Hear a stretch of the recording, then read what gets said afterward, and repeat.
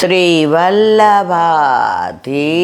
કી, गिरिराज धरण की, श्याम सुंदर श्री अमनी महारानी की, श्री गुसाई जी परम दयाल की, श्री गोकुल नाथ दाव दयाल की, श्री नवनीत प्रिया लाल की, अपने माथे भ्राता सेव्य स्वरूप की, बधाई वैष्णव ने जाजा करीन जय श्री कृष्ण।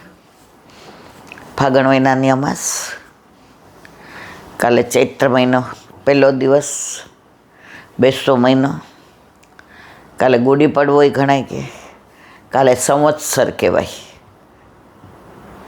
ચૈત્ર મહિનાના પહેલા દિવસે બ્રહ્માજીએ સૂર્યોદય વખતે સૃષ્ટિનું સર્જન કર્યું હતું, એટલે સંવત્સર કહેવાય, નવું વર્ષ।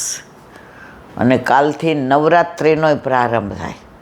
આસો મહિનામાં હોય, ચૈત્ર મહિનામાં હોય, અષાઢ મહિનામાં હોય, એ દરેક જૂથના ભાવથી હોય। તો કાલે સામનેજીનો મુખ્ય ભાવ એટલે લાલ છાપાના વસ્ત્ર આવશે, લાલ મુગટ આવશે। અને જે આસો મહિનામાં રાસની શરૂઆત થઈ, 6 મહિનાની રાત્રિ ને 6 મહિનાનો દિવસ, કાલે પૂર્ણાહુતિ થશે। જો આસો, કારતક, માગસર, પોષમાં ફાગણને આ ચૈત્ર થયું, એટલે કાલે રાસની પૂર્ણાહુતિ થશે। 6 મહિનાનો દિવસ અને 6 મહિનાની રાત્રિ આ ચંદ્ર સરોવર પર। તો આ 10મા દિવસે દશેરા। ઘણી જગ્યાએ નવરાત્રિ કાલથી ઉપવાસ કરે ને આમ કરે ને તેમ કરે, એટલે બધા ફોન કરશે, પણ હું અહીંયા જાહેર કરી દઉં એટલે કોઈએ મને ફોન કરવો ન પડે કે આપણામાં ચૈત્રી નવરાત્રિ હોય કે આસો હોય, યમુનાજી સિવાય આપણામાં કોઈ ભાવ આવે નહીં।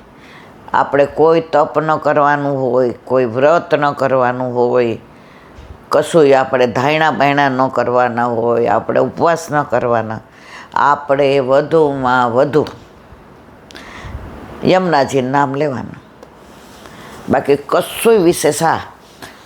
9 દિવસ પ્રાચીન વૈષ્ણવ એવું કરતા કે યમુનાજીના ભાવથી 9 દિવસ નવી સામગ્રી ધરાવાય। એ બધી રસ સામગ્રી, માનો કે ખીર છે, દૂધપાક છે, બાસુંદી છે, જેને જે પ્રભુ મનમાં મનોરથ કરાવે એ ધરે, પણ રસાળ સામગ્રી હોય। તો કાલે ચૈત્રી અને કાલે ઠાકોરજીને ખાસ લીમડાની કૂણી કૂણી કૂપળોવાળા પાન, મિશ્રી અને ઇલાયચીનો સેજ અમસો ભૂકો, એટલે ઠાકોરજીને કડવું ના લાગે। ઠાકોરજીના તત્સુખનો વિચાર યશોદાજી કરે છે, એ ભાવથી ને કાલે કૂણી કૂપળો, પાન, મિશ્રી અને ઇલાયચીનો ભૂકો ઠાકોરજીને ધરવાનો। આપણામાં બધું પ્રભુના તત્સુખનો વિચાર છે કે કાલથી ગણાય, જો આખો ચૈત્ર મહિનો કે 9-10 દિવસ મોર હોય ને, મોર લીમડાનો, એનો જ્યુસ કરીને પીશે, કે આખું વર્ષ પછી તાવ તર્યો ન આવે, કે તબિયત પહેલાં આવા ડોસી વૈદા હતા, એટલે દવાખાને ઓછું જવું પડતું હતું, જંક ફૂડ હતા ને। અત્યારે તો આ પીઝા ને કોણ જાણે બર્ગર ને ઓલા અળસિયાઓ શું કહેવાય ને, મેગી ને પાસ્તા ને, જે આપણે આપણા જમાનામાં નામે નહોતા સાંભળ્યા, એ બધું એવું ખાવાનું। પહેલાં તો બધું વૈજ્ઞાનિક પ્રમાણે ડોસી વૈદું હતું કે આ ચૈત્ર મહિનો આવો એટલે આખો મહિનો તમે આ મોર પીઓ, તમારે કોઈ દી તાવ તર્યો આવે જ નહીં. તો યશોદાજી પણ એ ભાવથી આખા વર્ષમાં 4 અંકુર ઠાકોરજીમાં આવે. આ બેસતો મહિનો તો કૂણા પાન કૂંપળો મિશ્રી અને એ યશોદાજીના ભાવથી ઠાકોરજી આરોગ્ય. એટલે ઠાકોરજી આખા વર્ષ સ્વસ્થ રહે, તાવ તર્યો આવે નહીં. બ્રહ્મને જો આવા લાડમાં લડાવે. માં માનતી જ નથી કે મારા ઘરે બ્રહ્મ છે. માં માનતા જ નથી કે મારા ઘરે પૂર્ણ પુરુષોત્તમ છે, પુષ્ટિ પુરુષોત્તમ. માં એવું જ વિચારે છે, મારો લાલો આટલા વર્ષે આટલી જૈફ ઉંમરે ઠાકોરજીએ મને આપ્યો. પછી ચૈત્ર પછી આવે વૈશાખ, જેઠ અને અષાઢ. અષાઢી બીજે ઠાકોરજીને શું આવે? ફણગાવેલા મગ. હવે એની ભાવના છે કે ઠાકોરજીને આંખો આવી. આંખો આવી એ ચેપી રોગ છે. તો ઠાકોરજીને આંખો આવી, સુભદ્રાજી નહીં આવે અને દાઉજી નહીં આવે. હવે ઠાકોરજી સૌથી નાના, એટલી આંખો દુખે ને રેવાય નહીં, આંખો લાલ લાલ.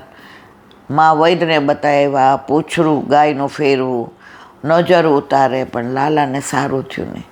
અને માના મનમાં એટલી વ્યથા થાય કે શું કરું તો મારા લાલાની આંખો સારી થઈ જાય. બધાને પૂછે કે આંખો સારી થાય એનું કાંઈ છે? તો ગોકુળભાઈ કે મહેરાણી રહેતા હતા, મોટી ઉંમરના. એણે બોલાવ્યા. એ કે યશોદા અહીંયા. લલા કે બહુ નેત્ર કો તકલીફ હો ગઈ. યશોદાજીની આંખમાં પાણી આવી ગયા કે કેટલી દવા કરી, વૈદ્યને બતાવ્યું, ઓસડિયા લગાવ્યા, ગાયની પૂંછનું ફેરવું, પણ કાંઈ ફેર પડતો નથી. ત્યારે કે સુન મેં કહું એસા કરેગી ક્યાં? અરે આપ કહો તો મારા પ્રાણ આપવા તૈયાર. માં છે એ કે મગ હોય ને, મગ એને પલાળી રાખવાના અને 2 મુઠ્ઠીમાં રાખવાના. એમાં કોટા ફૂટીને બહાર નીકળે ને ત્યાં સુધી તારે ઊભું રહેવાનું. ત્યાં સુધી નહીં બોલવાનું, ચાલવાનું, ખાવાનું, પીવાનું, નાહવાનું, ધોવાનું, સૂવાનું કરી શકીશ. અને એ કોટાવાળા મગ તું લાલાને અરોગાવ એટલે આંખો વહી જશે. યશોદાજી કે આખી જિંદગી ઊભું રહેવું પડે તો ઊભી રહીશ, પણ મારા લાલાને સારું હા થઈ જશે. યશોદાજી ઘરે આવીને મગ પલાળીને હાથમાં લીધા, ઊભા રહ્યા. આ તો ઠાકોરજીની માં હતી ને. માને કાંઈ તકલીફ થાય ઠાકોરજી સહન થાય. હજી તો આમ કરીને બંધ કરીને ઊભા રહ્યા, ત્યાં કોટા ફૂટી ગયા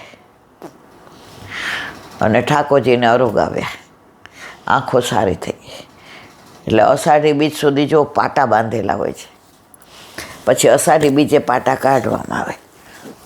તો એ દિવસે ફણગાવેલા મગ ને જાંબુ ઠાકોરજીને ખાસ આવે.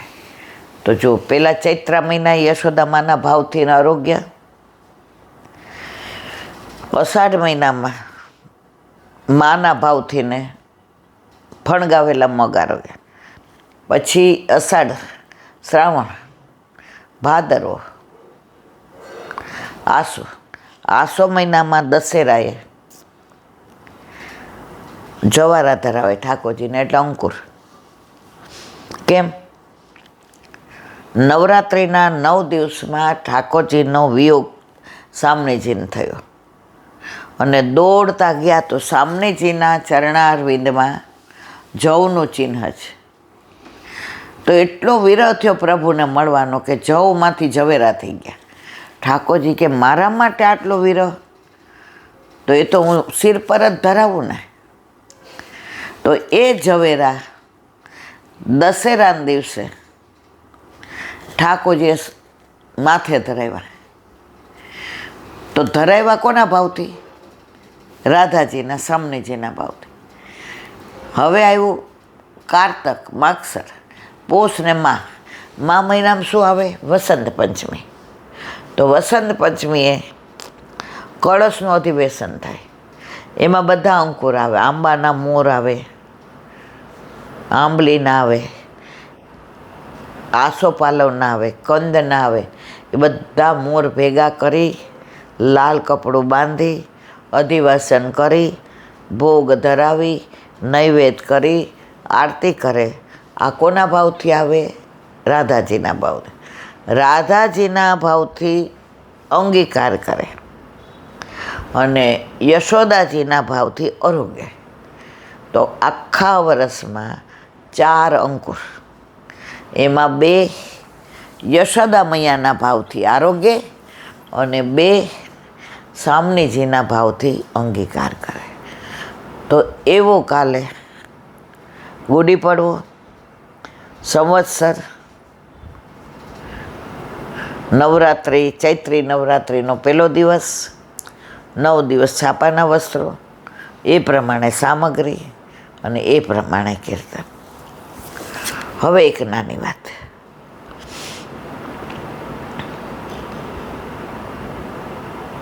થોડા વર્ષો પહેલાં દરિયા કિનારે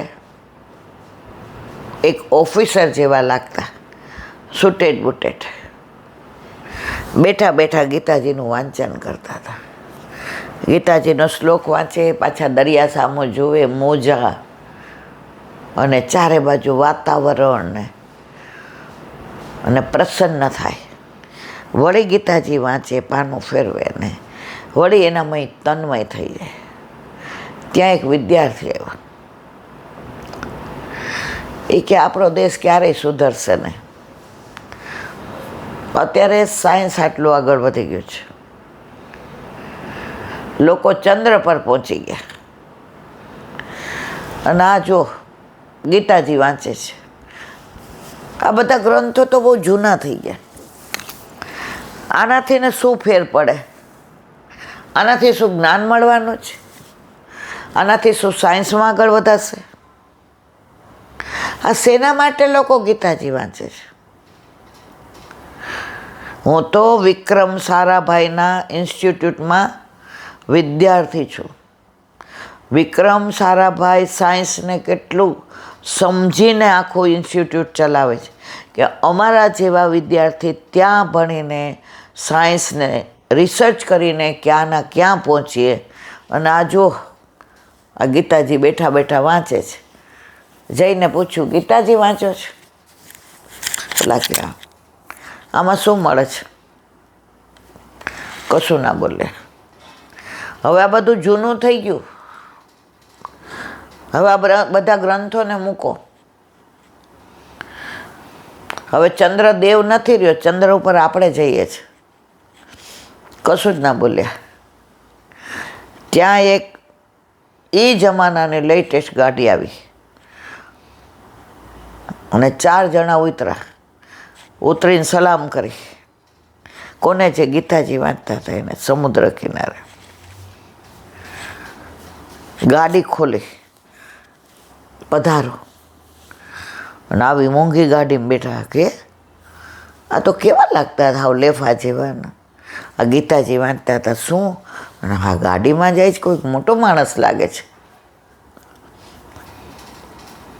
પૂછવામાં શું વાંધો? બહુ તો ના પાડશે. બહારનું બંધ કરવા જતા ત્યાં પકડી લીધો.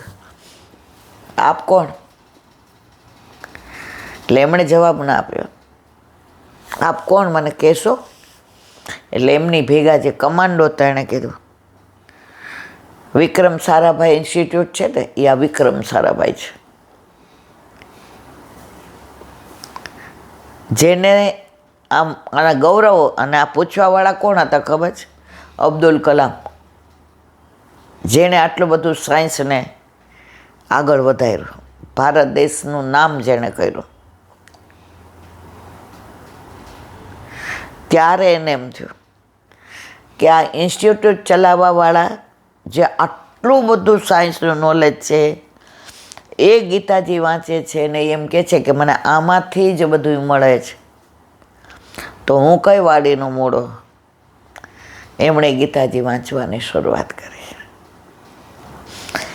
આ પુષ્ટિ માર્ગના જે 4 પાયા છે ને, એમાંનો એક પાયો ગીતાજી. આપણા 4 પાયા, પ્રસ્થાન, ચતુષ્ઠી, વલ્લભે 4 આપ્યા છે. ગીતાજી મૂળ પાયો, ઉપનિષદ, બ્રહ્મસૂત્ર અને ભાગવત. એમાં પહેલો પાયો કયો આપ્યો? ગીતાજી. એમાં પછી વિવેકાનંદ હોય કે રામકૃષ્ણ પરમહંસ હોય કે ગાંધીજી હોય કે વિક્રમ સારાભાઈ હોય, ગીતાજી એ આપણું મૂળ છે. એનું પ્રગટ પ્રમાણ કયું? દેશમાં આટલા બધા ધર્મો બિરાજે છે